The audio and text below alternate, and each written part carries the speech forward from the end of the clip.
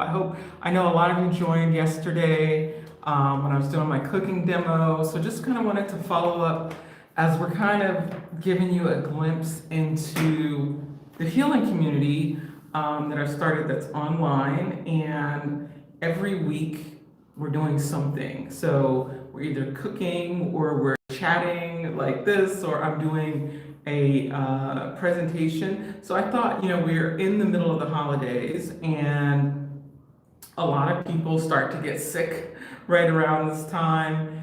And I wanted to give a few tips on what I do to make sure that I stay well and, don't succumb to the colds and flus and all the things that tend to happen around this time. So one of the reasons that this is dubbed cold and flu season really has more to do with not getting as much sunlight and an increase in sugar that started, let's say, from Halloween, the candy season, and then we kind of, you have kids or in the office, there's candy, there's sweets, there's parties. So that kind of kicks off the sweets intake, and sugar suppresses the immune system. So that's one of the reasons we call this the cold and flu season, and it really doesn't have to be.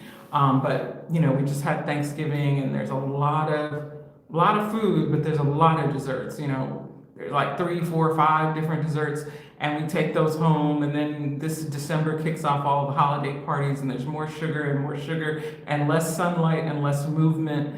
And that's really why we get more sickness during this time. It has nothing to do with necessarily the cold weather, except when you are exposed to cold weather for longer periods, your body temperature does decrease, and that can give opportunity for things to grow, for colds and flus and bacteria and viruses to grow when your body is in a prolonged state of a lower temperature. So that's really what's happening during this time. So for me, it's usually not cold and flu season because I don't increase the sugar that much, number one, but I also increase a lot of things like probiotics to help increase the good bacteria.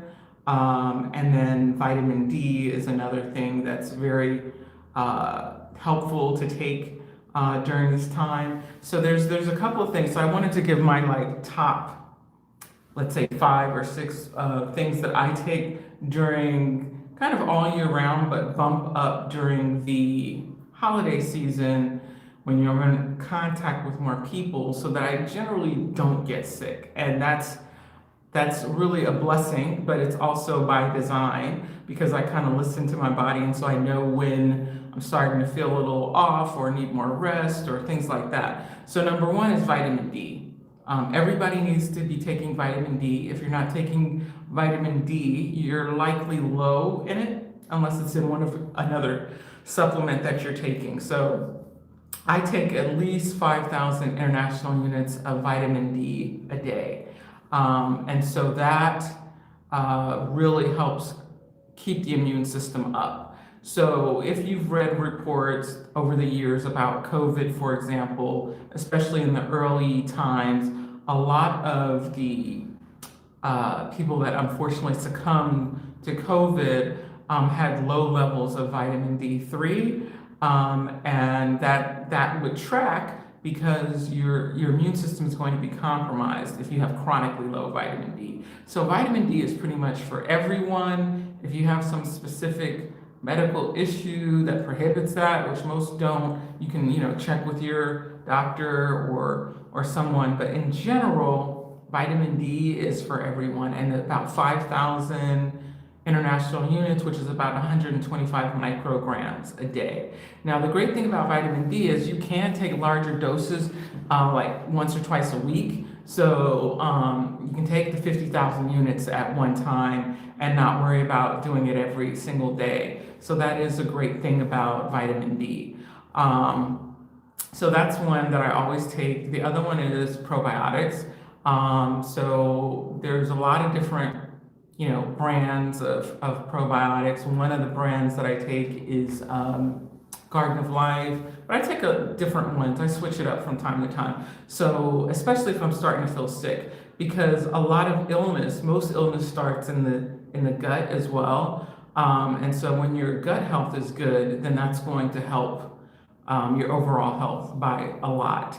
So that probiotics is on the list.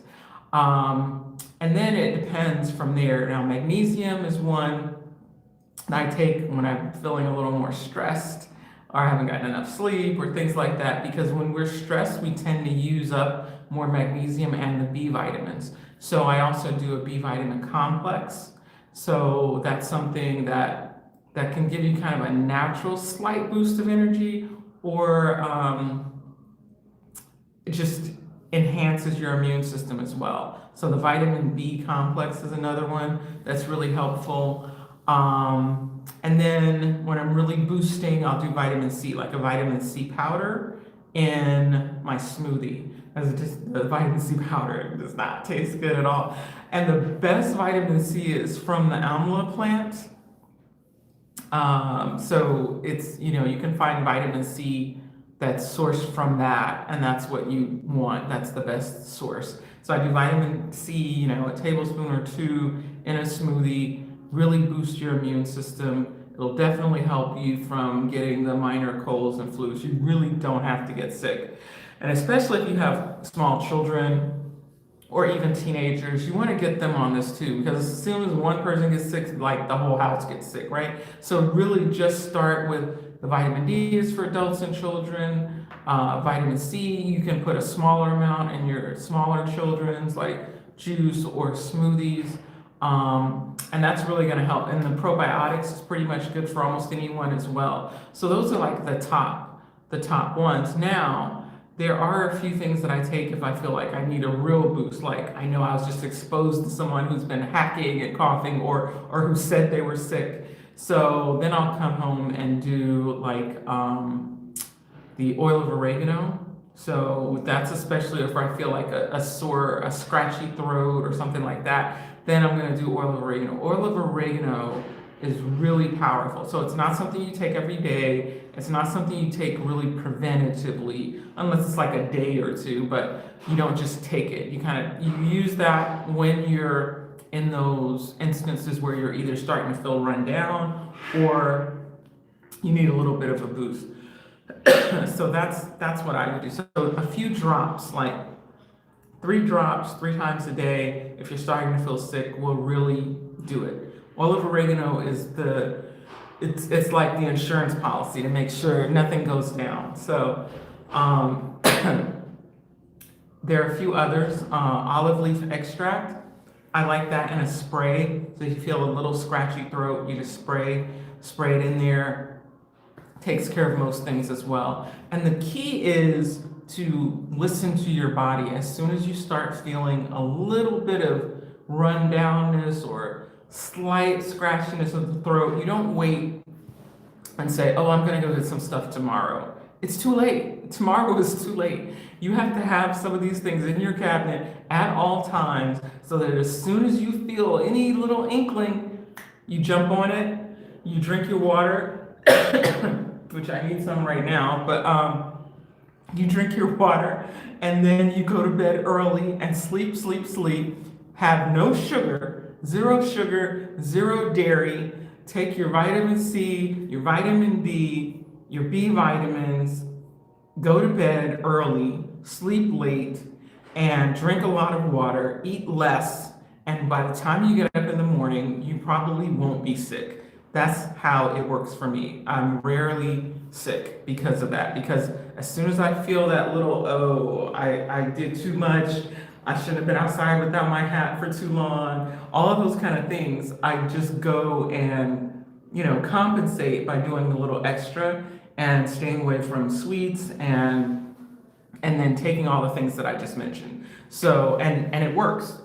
It's been working for years, over a decade now. So I know that it works for other people. I coached a lot of people through COVID, especially in the early days of COVID, and all of them pulled through with flying colors. No one got long COVID or died or anything like that. So I know that these things work. And this is just the simple list. So if you want to get your little medicine cabinet ready, It's vitamin D, vitamin C, B vitamin complex, oil of oregano, and probiotics.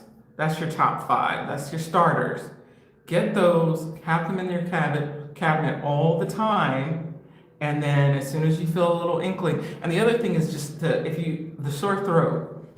Once the sore throat takes hold, it's a downward spiral. So you got to conquer the sore throat immediately. And how you do that is you gargle with salt water or you gargle with apple cider vinegar. I mean, this is tried and true. This is nothing I made up or anything. It just works. My dad used to just chew on garlic, so that's an option because garlic really does work. But for those of us who might not be able to stomach chewing on a raw clove of garlic, you can just get a like 1 cup of water, put 1 or 2 tablespoons of like sea salt in it, mix that up, take a sip, gargle, gargle, gargle for like 30 seconds, spit it out, keep doing that until the whole cup is gone.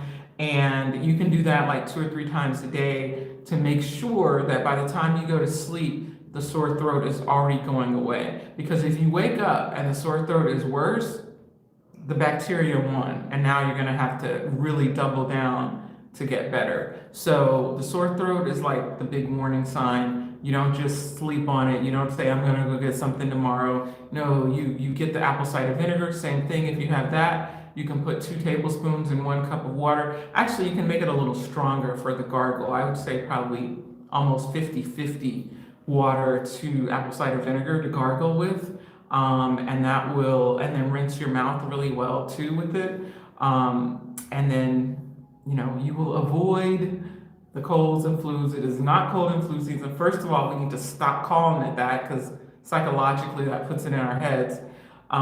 So it's not cold and flu season. It's cold and flu season for folks who maybe don't know that it doesn't have to be cold and flu season. So those are my top 5. And in our healing community, which we do every Wednesday night, I do a more in-depth talk and presentation, and you can have a handout for that as well, so that you really can take some good take-home things. I also take requests on specific topics that people want to talk about. So if there's some burning topic that's very specific, I can work that in to you as well. So that's the benefit of the community, and that's why I developed it. And we have, it's also a great place to connect with other people. I've taken recipe recommendations and done that as well. So I'm excited about it. So I just wanted to introduce it to folks and also give you a discount code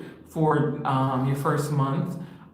Use the discount code HEALING, just all caps, HEALING, healing. You put that in, and your monthly, the fee will only be $9.99. So you can try it out, low investment, but a lot of bang for your buck. Also in my healing community, not only do we do our weekly things, but I have courses in there. So my cancer survivors course is in there, my life on how to get out of the life you created video courses in there. And those were things that are sold on their own, but I included in the community for free so that people can have access to those. And then we have some exciting things coming up for January, some challenges and things to help keep people on track. So I'm super excited about that, and just wanted to come and share it with people so that you know what's going on and how to connect with me. So let's see, so I am going to call it a night. I was trying to see if I could see any comments here, but it's hard to see on the phone there. But I'll call it a night. So the link is in the description to my healing community. Or you can just go to rubylathon.com, RUBYLATHON, and click the button that says join the community right there. So thanks for joining me, and I just wanted to come on and share a little tips for you so that you can avoid the false cold and flu season and understand why it's that. And okay, the last tip, as I wrap this up, I mentioned a little bit about cold. Cold doesn't make you sick. but your body temperature being low, that 98.5 degrees for a longer period of time, allows bacteria and viruses to grow. Our body temperature is there for a reason, and that's why when we're getting sick, we get a temperature to try to heat out the bacteria and the viruses and the bugs. So that's why going outside without your hat or barefoot when it's chilly, or just when you showered and your hair is still wet, that kind of thing, that's why it makes you sick. Not the cold itself, but the elongated period of being cold gets your body temperature down low enough, and the bacteria is like, woo, we can have a party now, because the temperature is cool. So that's one thing. One of the things I used to do when really trying to get over something is kind of induce a fever-like thing by getting in a very warm bath, like for 30 minutes, maybe 110 degrees or less.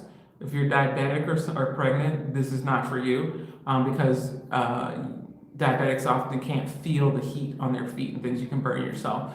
But for other folks, you can. And if you're hypertension, it's not for you either. So, but for other people, you can get a very warm bath, and it doesn't have to be 110, but it gets your body warm enough where you're just sweating, and for about 30 minutes, and it helps kill bacteria and lots of other things too. It activates your immune system. That's why saunas and things also work as well. So that's an option too. Sweat, getting the body temperature higher than it normally is, and sweating also helps your body manage better the bacteria and colds and flus and things like that. So another tip for you there: low cost, virtually free.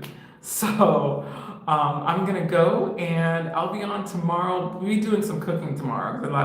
We have some dishes to make tomorrow. So I will see you in the early afternoon. So thanks for joining, and I will see you all next time.